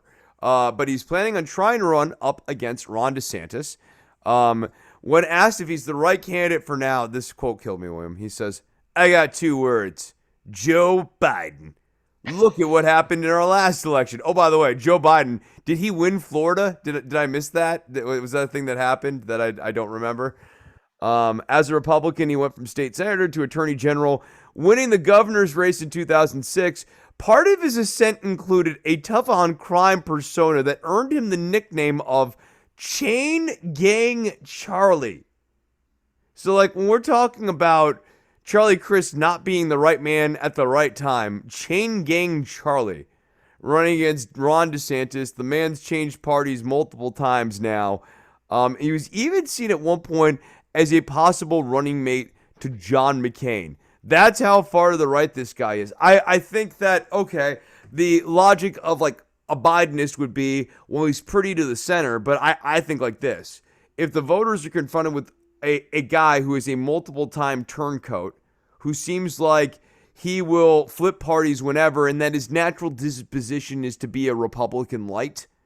And they have the option between that and Ron DeSantis, a guy who is like, I'm indoctrinating my kid to love Donald Trump, and I love Donald Trump, and Donald Trump is great, and I will never betray him. I think they will actually go with the guy who says what he is and does what he says. Yeah. I don't know a ton about him, so I'm not like super familiar. I just think it's interesting how far gone the like we were just having that conversation about of how far gone the Republicans are, that someone like this is now seen as a Democrat essentially. Yeah. Well. But whether they claim it or not, so like Tulsi Gabbard can claim she's a Democrat all she wants. She's not a Democrat. Oh, she won't. Like She won't be when the. I wish someone like, I'm not ever going to run for office, but if I did, I'd be like, yeah, I'm conservative. I'm conservative. I support Medicare for all. I'm conservative. And they'd be like, that's not. I'm like, no, I am a conservative. I Because know. it's like they're just I fiercely support moves like this. I like completely right. take the word away from them. Yeah. Yeah. So I don't understand the obsession with Gabbard and all that stuff. I know it's not the same person you're talking about, but it's just like this. I can just say I'm a Democrat now, so I am, and it's like that. Not really sure where that flows. Like, Yeah. No. So I think the Democrats shouldn't run this guy because he's not a guy you can build the party around. As a party, the Democrats are in real danger of losing Florida, and I think that you either go big and try to get Florida back, or you chalk it up and move on. But I don't think walking on Florida behooves the Democrats on any level. And I think, someone like Marco Rubio is super beatable, but you're not going to beat him with a guy like Charlie Crist. Charlie Crist is never going to excite people. Charlie Crist can't turn people out in off-year elections. Charlie Crist does not have like fans. People are not like, I'm a Charlie Crist guy. Like, you don't even really know who Charlie Crist is. He has no identifiable policy position, nothing that makes him distinguishable. And insofar as he does, it's this albatross of chain gang Charlie, which I think will only hurt him in where the Democrats are going to be rebranding going forward here. I think if Georgia is the battleground or is a key battleground state for them going forward, part of that's going to be about African American turnout and tough on crime guys and people who are Republicans. And part of that was because of their tough on crime stance. I think those people are really dinosaurs of the previous generation at this point in the Democratic Party and ought to be. yeah. All right, speaking of people who ought to be vestiges of the previous generation, Andrew Cuomo. Andrew Cuomo, legacy politician, patrician at work here, says sometimes at work he thinks he is being playful. He put out a statement here today about these allegations that have come out. There have been two accusers. One, Charlotte Bennett told the New York Times that the governor had repeatedly asked her intimate personal questions, which felt like something, quote, out of a horror movie. They included questions about her romantic life and whether Bennett, who is 25, quote, had ever been with an older man. Earlier last week, another former Cuomo staffer, Lindsey Boylan, detailed allegations of harassment from Cuomo, among other things saying that Cuomo kissed her on the lips and asked her to play strip poker during a plane ride. The accusations have come after a series of revelations about Cuomo's handling of COVID-related deaths at nursing home residents. James, the Attorney General, issued a report saying that the administration severely undercounted the number of deaths of nursing home residents, and the governor's top aide said that the administration froze when asked for an accounting of those deaths. Those revelations led in turn to a series of stories critical of Cuomo's aggressive leadership style. There was a bit of a Me Too moment in the way that Cuomo has campaigned against people in the past, including a very nasty one about outing someone's sexual preferences. And all of that was before the sexual harassment allegations. And the thing that has been fascinating to me and has been very revealing, I use the phrase Democratic establishment a lot, establishmentarians and that sort of thing. And it's like, well, what does that mean, Chris? What it means is the type of people who will rally around a guy like Andrew Cuomo as he's going through all of this just because he has a magic D next to his name. Yeah. I haven't read like the actual details of their accusation. Like I've glanced over, I've seen like the headlines and like tweets about it and stuff like that. Um, like I was saying, you know, I just don't care about Cuomo. Like, he's a rich dude whose dad was governor. Like whatever. Like let him go. Like bye. Um, obviously he has higher aspirations or whatever, but just because he had some good press conferences at the beginning of the pandemic, and No, like you look, could so here's the you thing. can acknowledge that he did okay with those, and then he fucked up the nursing home stuff Yeah. and lied about that, and then uh, this stuff is way worse than like even like Al Franken's thing. Um, like Oh, he should be look, gone. look. I mean, I gotta tell you, the Me Too stuff is really, it's not great. Obviously, and that would be reason enough for him to be gone. But like, if I'm triaging what matters here, I gotta say the nursing home story, trumps that, Yeah, right? it's Yeah, terrible. yeah. No, I mean that's really terrible. And then the Me Too stuff sort of ports onto his aggressive leadership style and ports onto the way that the guy campaigns against people. And so like, you know. I thought what was kind of gross is seeing people kind of comp this to Tara Reid, where it's very clear, unlike Joe Biden, where there's simply just there aren't these allegations of Joe Biden's this nasty, nasty campaigner and Joe Biden's this nightmare Yeah, boss. And going back to the press conferences with Cuomo, I thought that Cuomo's press conference style was very effective early on. I think that what he came up with and what I was praising him for early on was a very effective vehicle for communication. The fact that, I mean, people are still hate watching these things every day tells you a little something that the medium actually does work as like people understand it. They might understand it's transmitting bullshit to them, but people yeah, understand the medium. It's lucid. The slideshow helps.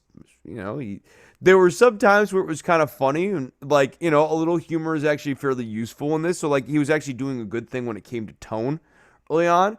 But that does not excuse away any of this. And oh, by the way, that's only part of what would be a good response. And in other key parts of the response on COVID-19, Cuomo has failed, including with reopening and trying to push ahead with reopening and doing yep, disjointed rules on reopening. Cuomo put out a statement here on Sunday, kind of further adding to the allegations. Even if you don't believe Bennett and Boylan, and I mean, you got to take him seriously. There are other allegations out there, and here's what Cuomo says about those. Questions have been raised about some of my past interactions with people in the office. I never intended to offend anyone or cause any harm. I spent most of my life at work, and colleagues are often also personal friends. Wrong. Wrong right there. At work, sometimes I think I am being playful and make jokes that I think are funny. I do on occasion tease people in what I think is a good natured way.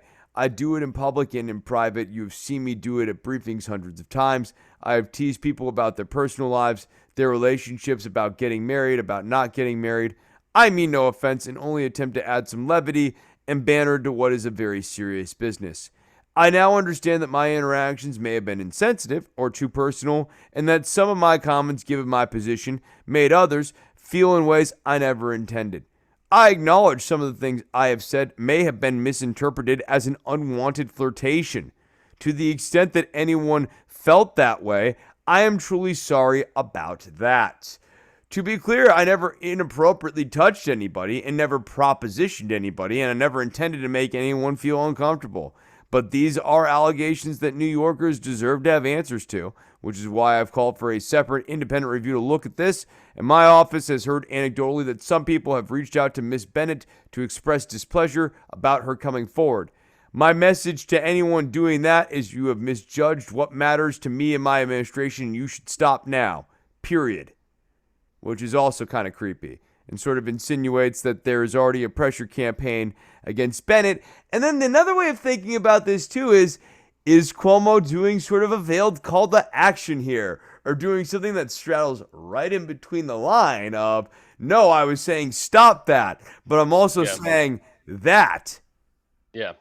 Yeah. I can see that. It's also just like such a weak. I mean, he's of a certain age, and he's a man who's been in power most of his life. Like all those things he said are completely different when you're in power in a job relationship than not that they're appropriate either way, No, but but politics is like different. you think Politics it's a than you Tony. can say, "Oh, I thought it was a joke." It's like it's not really a joke when you're the boss, dude. Like it's not a joke. Like um And the whole and thing of like everyone who works for me is my friend. No, see, like that, no, and that's a no. problem. That's not like just unique to government. And I get that there are some jobs where you all work together too much, but that's a fucking problem. And Yep. that's actually why we need to all work less because it's important that we don't, in an effort to get back those lost hours, make friendships where what we really have is colleagues. Yeah. I'd agree with that. Yeah. I know. I mean, and it's not saying never have friends with anyone who's at work, but I can't tell you. I've been guilty of it. I'm sure you've been guilty of it too. You start trying to be friends with people you just see 50 hours a week because you Yep. see them 50 hours a week. And like the reality is that it would probably be better for everyone in the dynamic if everyone was a little less comfortable and a little more collegial. Yeah. Yeah. Um, So yeah, no, Cuomo needs to go. I see no reason why the Democrats should hang on to this guy. I will say the one thing I saw is some people have been saying, well, this came out because or these people came forward because of him being considered for attorney general, which I don't know how much to put into that. I don't really care on one way or another. I just also don't think that's very likely. I think No, I don't think that's I likely think Merrick either. Garland's got this position on lock. I don't see any reason why he wouldn't get it. And I also don't see the only reason you'd move Oh, if he doesn't Cuomo get out it, of it's New Doug York. Jones. It's not Cuomo. Like Yeah, yeah, it's that's there's also a good point. You wouldn't like move Cuomo out of New York for no reason, and yeah, it would be Doug Jones. Um, anyways, let's move on to another story about the Trump administration being asleep at the wheel here. This story about toxic baby food, I feel has gotten yeah, I didn't know much about that. I was looking at what you sent me. it's crazy, right? Kind of Like, crazy. Yeah. yeah, okay, so let me read a little bit of this. Congress released a report this month finding that popular baby foods contain worrisome levels of toxic heavy metal, and the Food and Drug Administration is yet to take any action, despite having spent 3 years quietly exploring the issue of toxic contaminants during the Trump administration. I mean, this is interesting too, because one of the things that used to animate Trump is this idea that vaccines can cause autism, a Hmm. position that he did conveniently move away from, especially in the latter half of his administration. Probably wise in 2020. Didn't save him in the election, but like he was also always concerned. Bad things are happening to our kids or whatever. And there is this uptick in autism. Well, another place where this could possibly be happening is the fact that all the things that we're giving kids right now are populated with toxic stuff. Now, to quote Tom Neltler, a chemicals policy director at the Environmental Defense Fund, who lobbies for more regulation on heavy metals. They say it's not just a baby food problem, it's a food problem, period. However, if we are looking at the FDA results here, the FDA routinely finds lead in baby food. Out of all baby food, they find detectable lead in 20% of it. In grape juice, they find detectable lead in 89% of it. Sweet potatoes, 86%. Arrowroot biscuits, 64%. Apple juice, 55%. Teething biscuits, 47%. Carrots, 43%. That's all from baby foods. These are all various baby foods. Sweet potatoes and baby foods, arrowroot biscuits and baby foods, apple juice baby food, teething biscuits, carrots. All lead in that. The reality is concerning levels of lead, arsenic. Let me try this sentence again. The reality is that concerning levels of lead, arsenic, mercury, cadmium can routinely be found in many foods, including rice, sweet potatoes, carrots, juices, and spices. The contamination is happening throughout the food supply, not just in baby food. Parrots cannot avoid the heavy metals just by simply making their own food. Crops pull up heavy metals from the soils, where some of the metals are naturally occurring, but much of the contamination stems from more than a century of pollution from car exhaust and coal emissions and agricultural chemicals. Emissions spread heavy metal particles through the air where they eventually settle into the soil and into the water. In the early 20th century, it was common for farmers to use pesticides made with lead and arsenic, especially to grow cotton in the South. Heavy Yep. metals don't degrade, which means that crops grown decades later can absorb old contaminants through the roots. The good news for the general population is that exposure has been going down over time. particularly after the government started phasing out leaded gasoline, paints, and food cans in the 1970s, which led to a steep drop off in blood levels of lead in children. The bad news is that scientists have only recently come to better understand just how damaging those heavy metals can be, particularly for babies and young children, even at very, very low levels. Even exceedingly small amounts of these neurotoxins can impede a child's IQ, hinder brain development, lead to behavioral problems, increase cancer risk, and raise the chances of many other diseases. So that's according to the Centers for Disease Control and Prevention. They say there's no safe amount of blood, or I'm sorry, there's no safe amount of lead in blood for children. Blood is good for children. Lead in the blood is bad.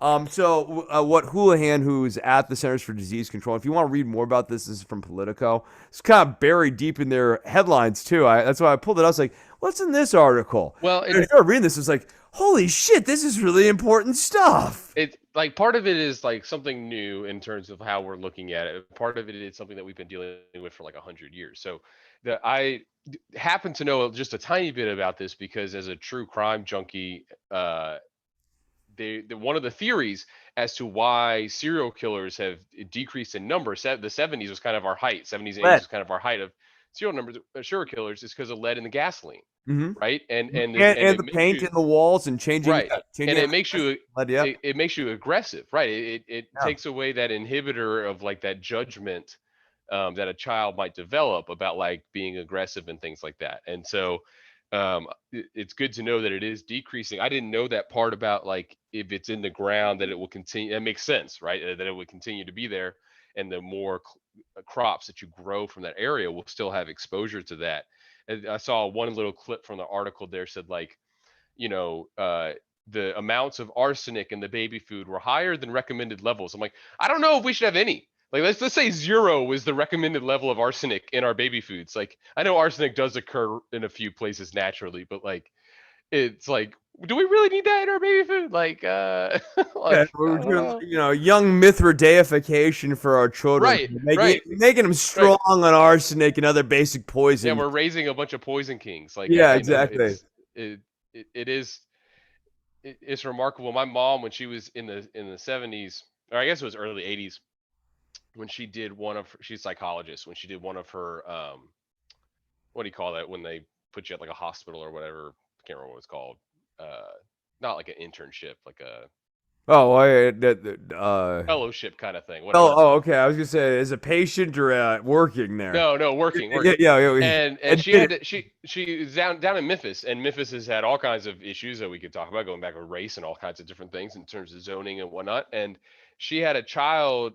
I don't know the race of the child, but she had a child on her lap and was doing testing. Like, she's a clinical psychologist, so like IQ testing, regular testing, developmental, all that kind of stuff. And all of a sudden, she started to get this rash. She had like a rash on her legs and like on her arms and stuff. And like she's like at the hospital working, so like they get shoot her up with Benadryl and Yeah. whatever. Well, the kids' playground was built on a toxic waste dump because it's Memphis in the 70s. And if any of the listeners are from like West Tennessee, they'd be like, yeah, it makes sense. You know, um, so that's just one random experience, right? With like, I hope that kid grew up to be healthy and okay, and who knows, but who knows? They might have developed cancer from that, or who knows what. I will. I think this is actually a great place to kind of wrap the conversation too, or the kind of a final thread to wrap the today's talk up on. Is this thing that I've been thinking about lately of how has the pandemic changed my politics and my political thinking?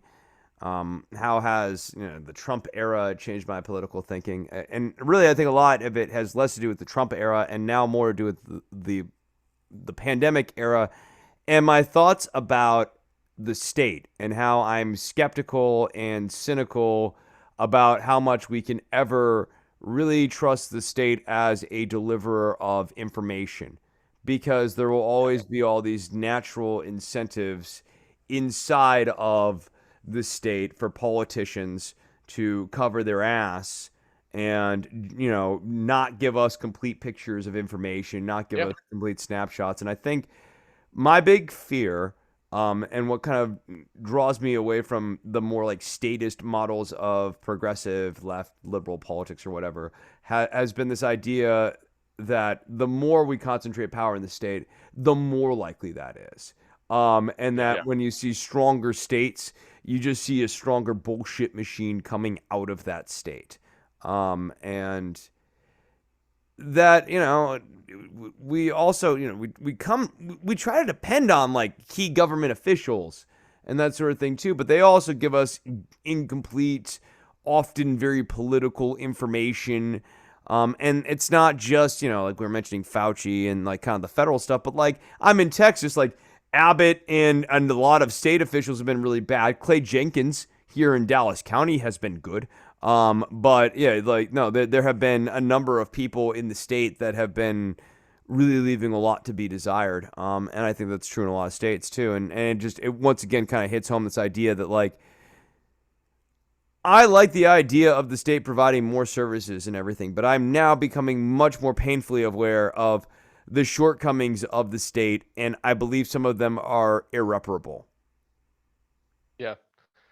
I could agree with that. I think I still have some random amount of faith, but it probably just has to do with like uh I wouldn't say blind trust, but just like this idea that there's enough good people working in that area that hopefully it could. But I mean, there's enough examples of false information and negative information, and Whether it's like the you bad know, food stuff, I mean, I yeah, feel like operationally on some level, yeah. you are always a little bit on your own.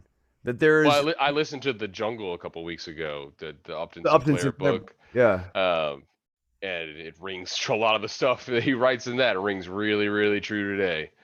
And it's sort of the same kind of way where it's like, yeah, they had inspectors, but you pay off the inspector to this degree, and you do this, this, and this, and then you can chop up someone's hand in the grinder, and it doesn't matter, Yeah, and we don't you know? follow that report, and then and like so, I mean, you watch The Wire, and like they Right, show you those sorts of little right. moments in The Wire too. Look, that's my thought. Is it's not like no, I'm not becoming a libertarian. Let's destroy the government in the bathtub or anything like that. I'm just saying like Yeah. government's great to have there. But what I've definitely taken away from all of this is at the end of the day, you have to think about what you are feeding your kid. You can't just trust that the Yes. government's doing a good job Yep. looking at the food and that the food is good just because the food is good because they put a stamp on it. Like, Yep. that doesn't necessarily mean anything. The USDA stamp doesn't necessarily mean anything. You actually have Yep. to be mindful about all that stuff and a mindful participant in society. And I am not lamenting that. I want to make it really clear. That's not what my like kind of like final thought of like, oh wow, Chris has lost his faith in the state and now he's broken. No, I actually think it's right and good that people are mindful Oh about yeah. that their life as they move through it. That like, okay, yeah, there's a blizzard coming.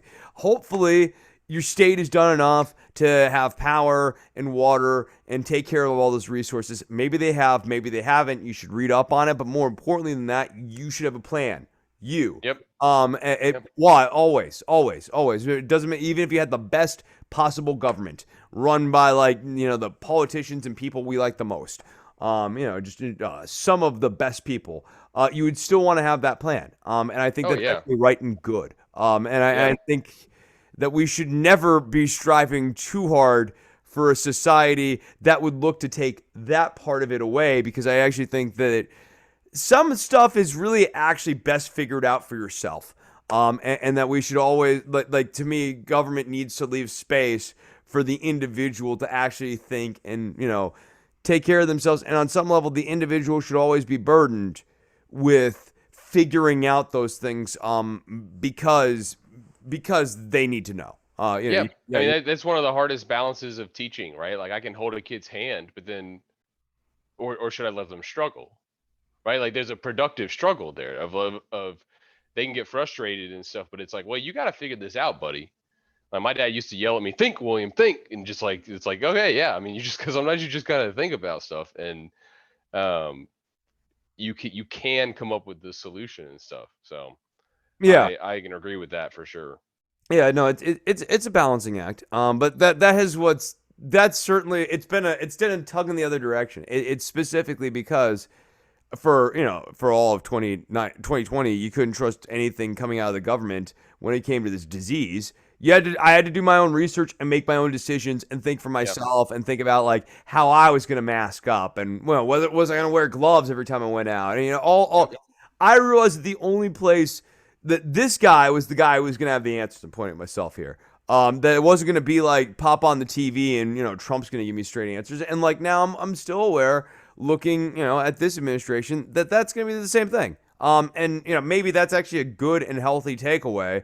And part of that takeaway then also goes into, well, all right, so let's also be realistic. Like when we say we want the state to do more stuff, we just need to be realistic about what the ask is so that we're not disappointed about what the outcome is. Yeah. Yeah. That makes sense. Cool. So we'll reconvene, you and me and Doug, on the next show to talk a little bit more about the big reopening and kind of processing Yeah. stuff. Um, until then, if people want to find you on the interwebs, is there a place for them to do so? Not at the moment. I'm playing low on the internet. Laying So low, I'm going to lurking. say Yeah, that's laying low. right. That's why I asked the question that way. I had a hunch you might be a lurker these days, but Yeah. I don't lurk. Well, I am admittedly on Twitter less these days for my own mental health. Right. People always go, "Oh, are you sad?" No, I'm like, "No, dude, you don't understand. I'm not on Twitter, and thusly, I am happier." That's right. Yeah, Even Trump is like, I haven't watched the CPAC speech. Was the CPAC speech? I just got some text that it Someone was told me he had like a insane. brain sizzle thing. Yeah, I'll have to watch it later here. If it's interesting, I'll come in and tape a little seg on it. Oh, you know what? I will watch it and then I will do a YouTube live react after Yeah. after I get done. Like, well, that was the thing I just fucking watched. Holy shit. But yeah, if you want to follow me on Twitter, it's at DWATG. I'm on less. I'm happy though. I'm in a peaceful and tranquil place. If you want to support the show, a buck a show is all I ask for the content that gets you the video versions of this show. That also supports the web listing and all that stuff. Makes it worth my time. It does take several hours a week to get all this stuff out.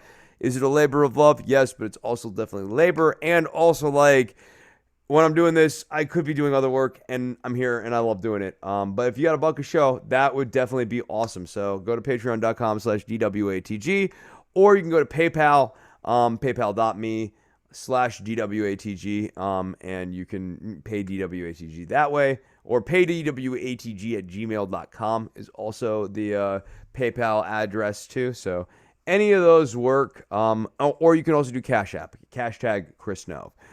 If you do that, let me know. I will make sure that you are on the premium sub list so that when I put out premium episodes, you can get copies of those. Some people like that, and I make sure they get them. I want to thank you guys so much for listening. I want to thank William so much for coming on the show. And until the next one, bye-bye.